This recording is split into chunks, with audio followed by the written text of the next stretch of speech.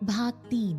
सुबह के 10 बजे थे। शहर के सभी बड़े छोटे बिजनेसमैन की धड़कनें थमी हुई थी, क्योंकि इस साल का टॉप 1 टेंडर आज किसी के नाम होने वाला था, जिसकी वजह से न जाने कितनी कंपनियों के शेयर्स गिरने वाले थे, तो किसी की तरक्की की ऊंचाइयों को छूने वाले थे। सभी टॉप बिजनेसमैन की गाड़ियां आ चुकी थीं। उनके साथ ही मीडिया रिपोर्टर्स भी मौजूद थे। वही उनके पुराने सवाल। सर, आपको क्या लगता है इस बार का टेंडर किसको मिलने वाला है? पूरे साल इस टेंडर का इंतजार रहता है। सब मीडिया को इग्नोर करते हुए अंदर चले गए। बाहर मीडिया की खचाखच भीड़ और साथ ही छोटे बिजनेसमैन धड़कने रोक कर बैठे थे। थोड़ी देर बाद अनाउंसमेंट होती है। इस साल का top 1 tender goes to Singhania group of industries, mister Rajveer Singhania. Congratulation mister Singhania. ये न्यूज सुनकर न जाने कितने ही बिजनेसमैन के दिल धक से बंद हो गए, क्योंकि राजवीर सिंघानिया बिजनेस वर्ल्ड का बादशाह था। वो प्रोजेक्ट टेंडर जिस पर हाथ रखता वो उसके नाम हो जाते।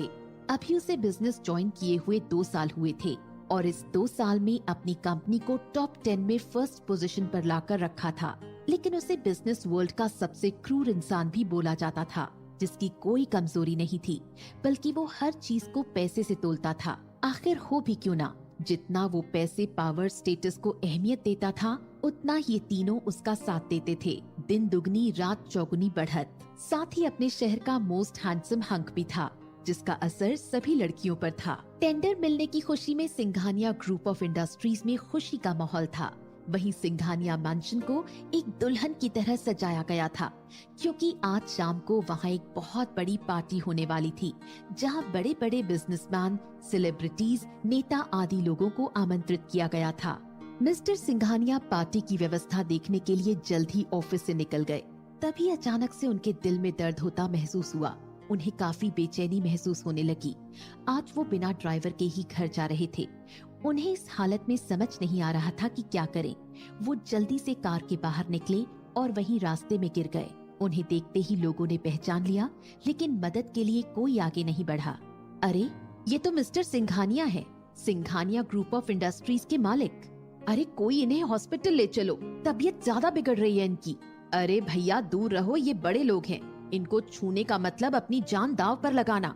बाकी सब खड़े देख रहे थे। किसी की हिम्मत नहीं हो रही थी उनके पास जाने की।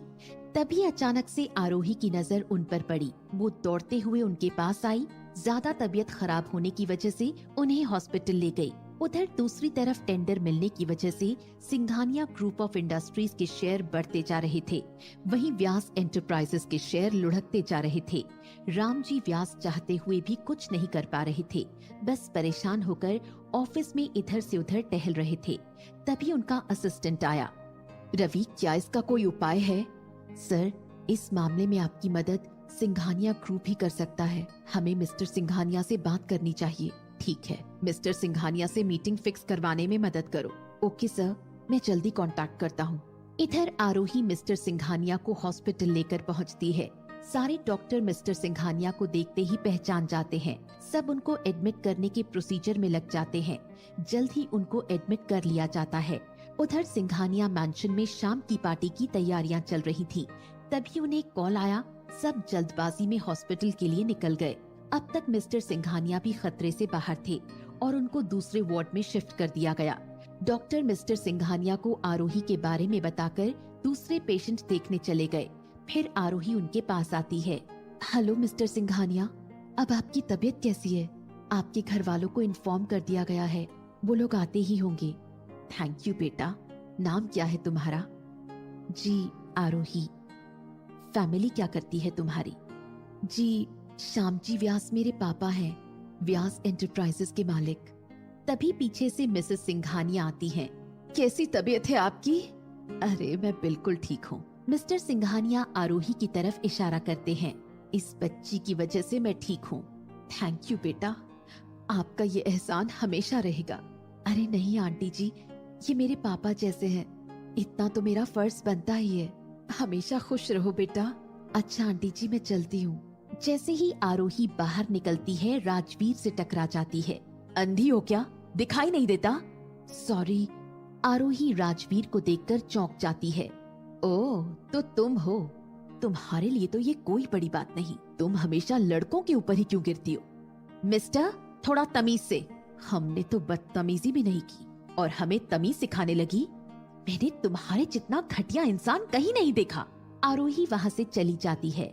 इस थप्पड़ का जवाब तुमसे लेकर रहूंगा, वो भी बहुत जल्द। कितनी प्यारी बच्ची थी, एक हमारी बेटी है जो हमेशा पैसे के नशे में धुत रहती है।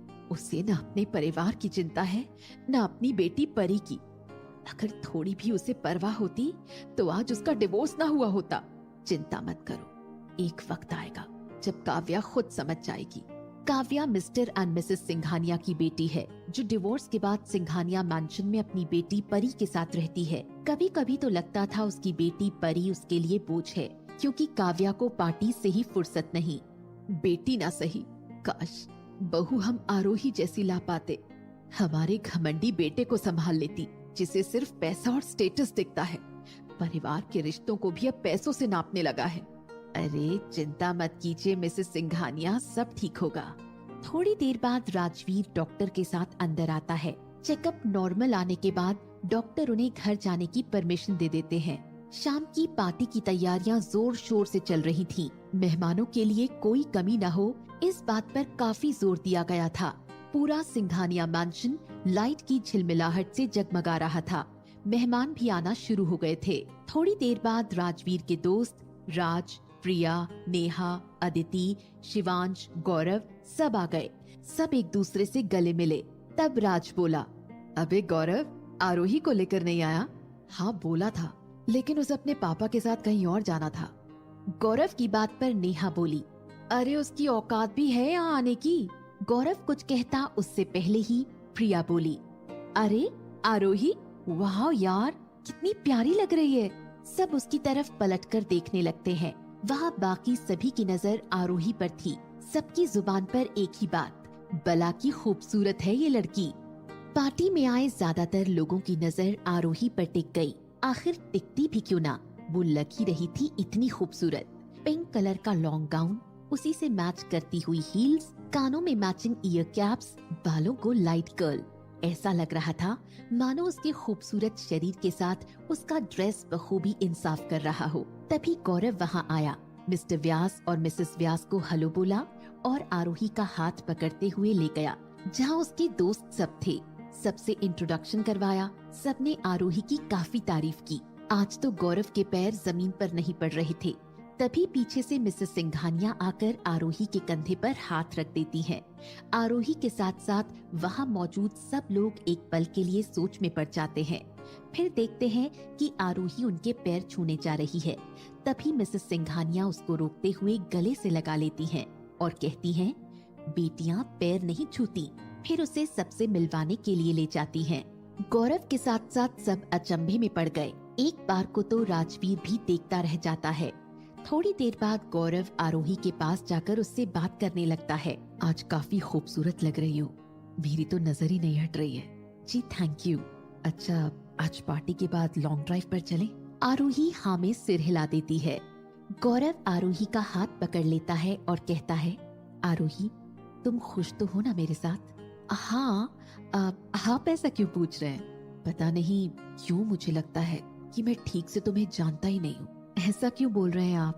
तुम राजवीर की माँ को कैसे जानती हो? अरे हम आज ही बाहर मिले थे, लेकिन मुझे नहीं पता था कि वो राजवीर की माँ है। अच्छा ठीक है, तुम रुको, मैं जूस लेकर आता हूँ तुम्हारे लिए। ओके। नेहा मिसेस सिंघानिया के पास जाकर कहती है, आंटी आप आरोही को कैसे जानती हैं? बहुत प्यारी बच्ची है। मैं तो सोच रही थी राजवीर के लिए मिस्टर व्यास से बात करूं। आंटी आप ये क्या बोल रही हैं? क्यों, क्या हुआ? आंटी आपको नहीं मालूम, आरोही गौरव साथ में है और जल्दी दोनों शादी करने जा रहे हैं। हैं? सच में? इतनी प्यारी बच्ची गौरव के साथ? आंटी आप उसे जितनी प्यारी समझ रही हैं, उतनी वो है नहीं। बहुत शातिर है। शिवांगी की शादी में हमने खुद देखा था कैसे उसने गौरव को फंसाया। ये सुनकर मिसेस सिंघानिया का चेहरा उदास हो जाता है। वो वहाँ से चली जाती हैं। इधर गौरव भी जूस लाकर आरोही के पास खड़ा हो जाता है। वो कुछ कहने ही वाला था, तभी उसका फोन रिंग करने लगा। आरोही को एक्सक्यूज मी बोलकर दूसरी तरफ चला जाता है। आरोही वहाँ अकेले खड़ी होती है।